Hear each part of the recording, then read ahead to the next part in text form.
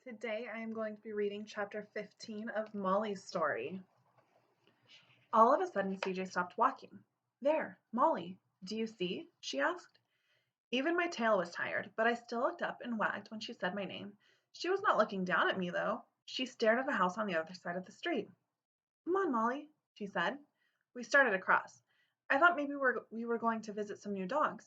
I'd even have been happy to see a cat, but we didn't walk up to the front door of the house. Instead, CJ led me up the driveway. The garage door was open. CJ made that shh sound again. We went inside. There was a car there, and some big plastic garbage cans, and a lawnmower, and cardboard boxes stacked up against one wall. CJ hurried over to those boxes and sat down beside them, patting the floor so that I huddled beside her. The cement floor was chilly and uncomfortable, like the floor in that cage where I'd stayed for a night before CJ came to get me. I leaned into my girl for her warmth, and she put an arm around me. The boxes in the car hid us from the view of the street, but it seemed like a cold and boring place to stay. What were we doing here? Across the garage from us, a door creaked open. CJ tensed, her arm clamping tightly around me.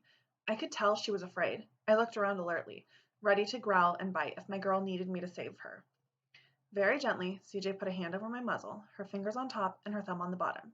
She shook her head.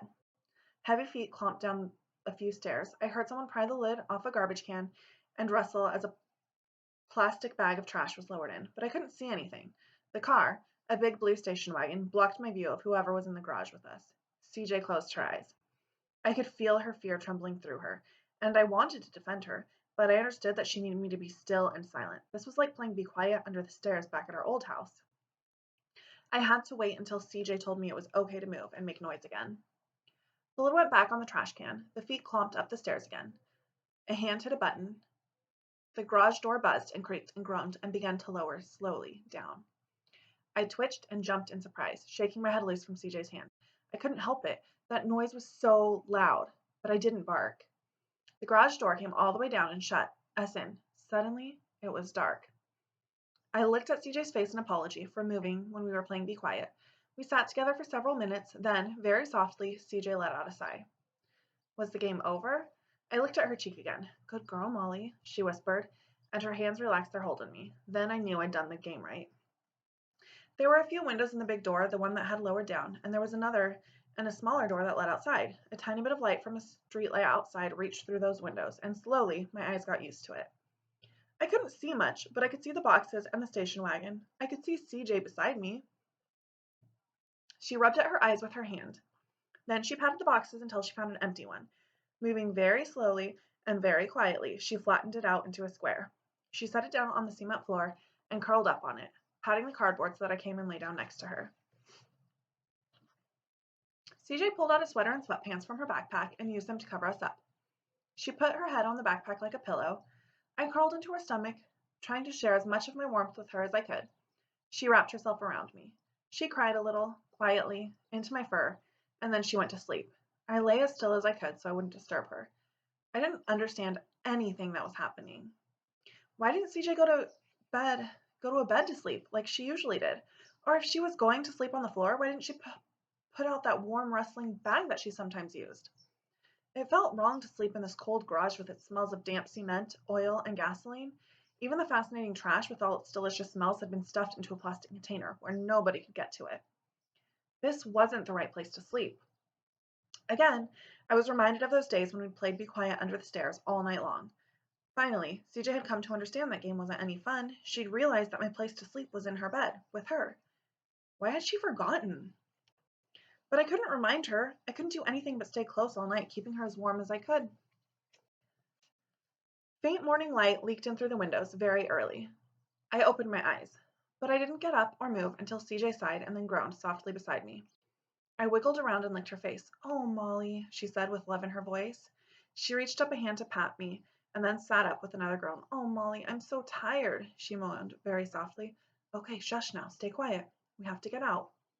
She stuffed her sweatpants and sweatshirt back into the backpack and then crawled awkwardly to her feet. I kept close to her as she went to the small door with a window in it. She twisted a small metal latch, turned a knob, and pushed the door slowly and silently open. We both slipped out into a chilly, grayish morning. I hurried over to the grass and squatted to leave a puddle. CJ watched me. Wish I could do that. 2, she said. I tilted my head to look up at her. Breakfast soon? CJ sighed. She settled her backpack on her shoulders. We walked away from the house and along the sidewalk. Then CJ crouched down and took the bottle of water from her backpack. She drank half of what was left and poured the rest into her hand for me to lap up. But I was still thirsty, even when all the water was gone. We walked some more. Every now and then I looked at the grass, which was thickly covered with drops of dew. It wasn't as good as a real drink, but it was something. It seemed very early. There were only a few cars driving on the roads, and most houses were shut up and silent. The light wasn't even very bright yet, but it got brighter by the minute as we walked. We came to a colorful building, its windows shining with light. The parking lot stank of gasoline and oil. CJ left me tied up outside the door for a few minutes, and I sniffed at fascinating sticky spots on the sidewalk as a few cars pulled into the parking lot. The drivers got out and attached long hoses to the vehicles, then took the hoses off again and drove away. CJ came out quickly and untied my leash.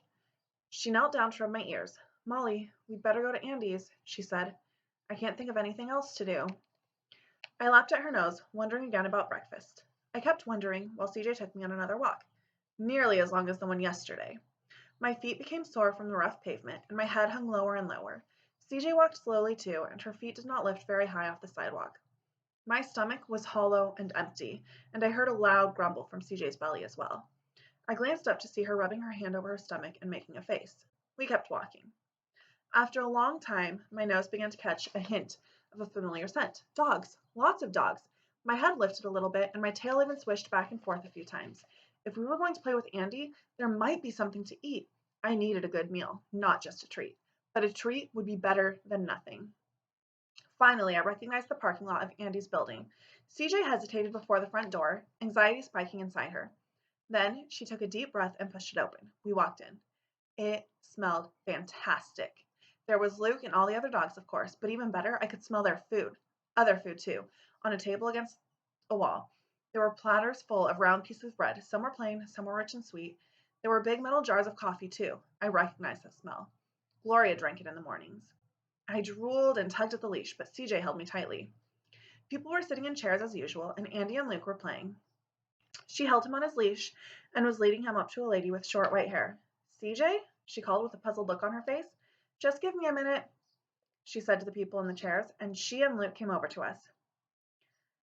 I didn't expect to see you at this time of the morning, Andy said.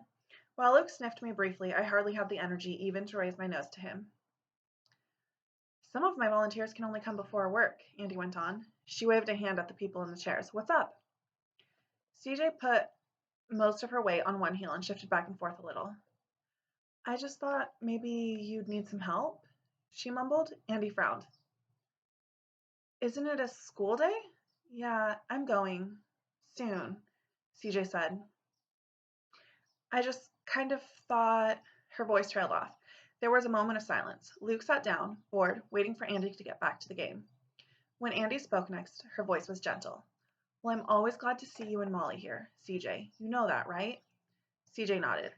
Why don't you check the dog's food and water as long as you're here? And I put out some bagels and donuts for the volunteers. Help yourself if you want anything. After that, things were wonderful. CJ put me in a pen and right away brought me a bowl heaping to the brim with food and another one full of water. Her hands were shaking a little when she put them down. I plunged my muzzle into the food and gulped it down. Then I drank most of the water. When I lifted up my head, I saw CJ slipping over to the table full of food and taking 2 pieces of the round bread. She ate one in 3 or 4 bites while Andy and Luke played with the people in the chairs. She spread white creamy stuff on the other and ate it more slowly. I could feel her relaxing from all the way across the room. Then CJ left for a little while. I plopped down on the floor of the pen for a rest. When CJ came back, she had her backpack on her back again, and she smelled like food and other dogs. I licked her hands happily and let her snap the leash on my collar. Andy came over to put Luke into the pen. Now that I was feeling better, I sniffed him properly. He ignored me. Luke was like that. Is everything okay, CJ? Andy asked gently. CJ nodded. Well, let me know if you need anything, Andy said. And remember something, okay, CJ? You can't run away from your problems. They'll always find you. It's the end of chapter 15. I hope you enjoyed it.